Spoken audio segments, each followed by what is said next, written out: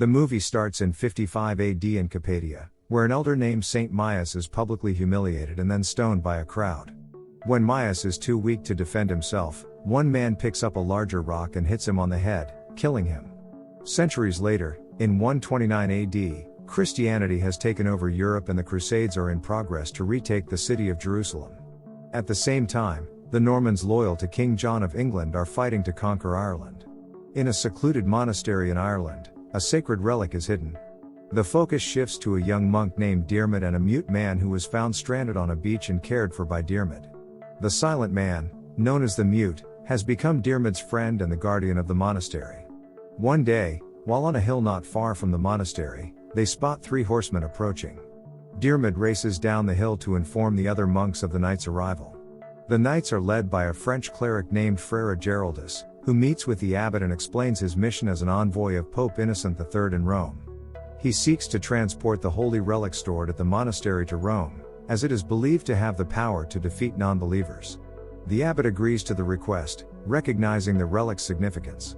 Some legends say the relic can release God's vengeance against enemies, promising success in the forthcoming crusades. Soon after, several monks manage to retrieve a golden chest containing the holy relic from a nearby pit. The abbot sends 5 monks, including Diarmid and the Mute, to join Geraldus on a sacred mission to transport the relic to Rome. Without delay, Diarmid, the Mute, and the monks named Kieran, Cahill, and Rua prepare the holy relic and load it onto a cart. As they embark on their sacred journey to Rome, led by Geraldus, dark clouds gather over the vast grasslands. The horse-drawn cart carrying the holy relic suddenly becomes immovable, as if the relic itself is unbearably heavy. Diarmid and the other monks attempt to push the cart when a lightning bolt suddenly strikes the golden chest containing the holy relic. Sparks fly, causing brief panic among the monks as they scramble to douse the flames. Once the fire is out, Kieran tries to touch the golden chest, only to scorch his hand on its hot surface.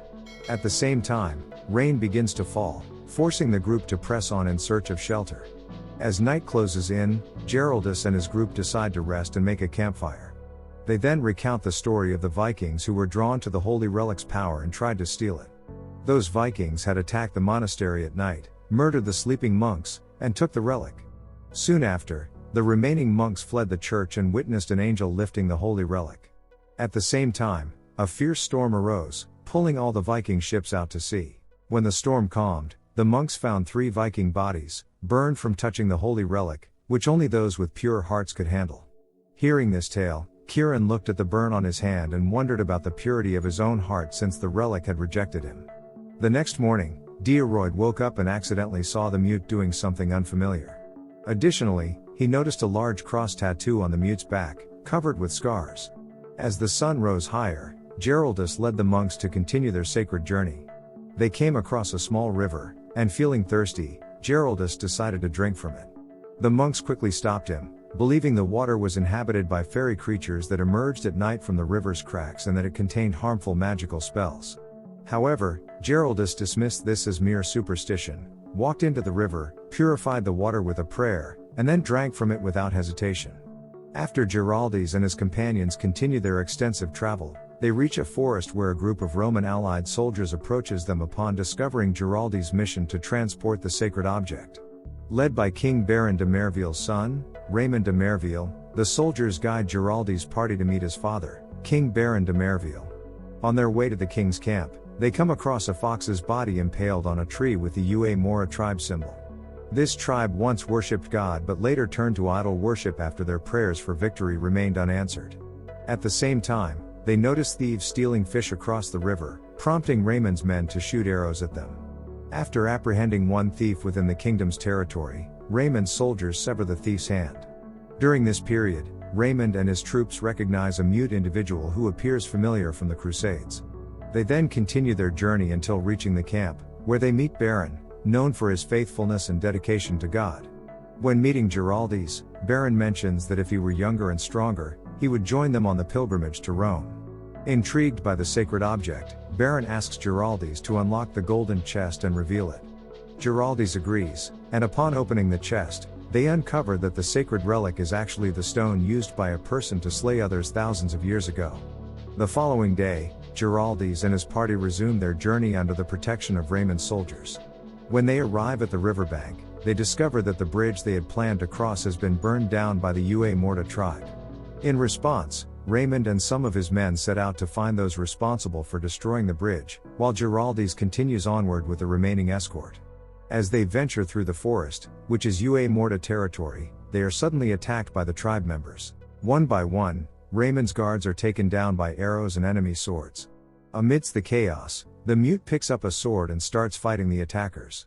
Eventually, the mute loses control and brutally kills one of the tribe members by repeatedly smashing an iron shield into him. Due to the mute's fierce resistance, the surviving Ue Morta members begin to retreat. Unfortunately, one of the tribe members manages to steal the cart carrying a golden chest with the holy relic after knocking Kieran unconscious. Seeing this, Dororoid immediately gives chase to the cart, but the mute, still overwhelmed by rage, attacks anyone in his path, including Dororoid. Because of this, Dororoid tries to calm the mute down. After the surprise attack, they manage to fight back and win. The quiet Giraldez and the surviving soldiers decided to get back the sacred object and save Kieran from the Ue Morta tribe. Giraldez gave the silent man a sword and asked him to help follow the stolen wagon without delay. The four of them tracked the wagon until the silent man found and killed a Ue Morta tribe member. After traveling a long way, they found the Ue Morta tribe's village. Seeing how many enemies there were, they hid and waited for nightfall to save Kieran and get back the sacred object. When it was dark, Diarmid and the others moved carefully towards where Kieran was tied up. Kieran told them to leave right away because he had thrown the holy stone away before being captured by the Ue Morta tribe. Suddenly, they heard someone coming and had to hide again before they could free Kieran. Surprisingly, Raymond and his soldiers arrived to meet with the leader of the Ue Morta tribe.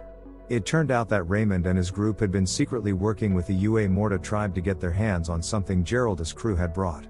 Raymond was after a magical stone, and the tribe wanted a golden box that held it. Unfortunately, the box was empty. Raymond tortured a monk named Kieran to find out where the stone was hidden. Kieran refused to talk, so Raymond brutally killed him. Everyone else was horrified. After things calmed down, Diarmid and his friends went back to where the tribe had been to look for the stone. They found it with a torch and quickly grabbed it before Raymond's soldiers could find them. The next day, Diarmid's group was feeling hopeless. They thought Raymond would catch up to them and kill them. Suddenly, they heard trumpets from Raymond's army and realized they were trapped. Luckily, they found a thick fog to hide in. When Diarmid and his friends reached the bottom of the hill, they found themselves stuck in a big, muddy swamp. They quickly tried to get to the other side to hide from Raymond's soldiers, who had seen them struggling. Raymond kept pushing Giraldez until he was really angry and yelled back. This helped Raymond's men find Giraldez, and they shot arrows at the sound of his voice. Luckily, Giraldez wasn't hit and hid somewhere else. Desperate, Diarmid held the special stone and walked into the swamp. Amazingly, they found two people with a boat on the other side. They paid the boatman to take them away. After going down the river, they reached the ocean. But the water was low, so they had to wait until dark to leave. Unfortunately, Raymond's soldiers on horses arrived, forcing them to rush into the ocean in their boat. Giraldez was scared and asked the quiet man to hold off Raymond's army so they could escape with the special object. He promised to help the quiet man forget about all the bad things he did in a past war. The quiet man wanted to be forgiven, so he went to the shore alone to fight Raymond's soldiers. While Giraldez and the others were trying to get away in their boat, Raymond's soldiers shot arrows, killing one of their friends. The quiet man started fighting Raymond's soldiers and quickly won because of his experience in war. When Raymond saw this, he fought the quiet man with a big club. The quiet man was hurt badly, but he also hurt Raymond before they both died. On the boat, Cathal, who had been shot with an arrow, died and fell into the water. Giraldez said the special object was bad because it made people do violent things like the quiet man did. So, he decided to throw the object into the ocean, but he accidentally fell in two and died. The last of their friends asked Diarmid where they should go, but he didn't say anything. Don't forget to subscribe and turn on the notification bell if you want to watch more videos like this. Thanks and see you again soon. Take care.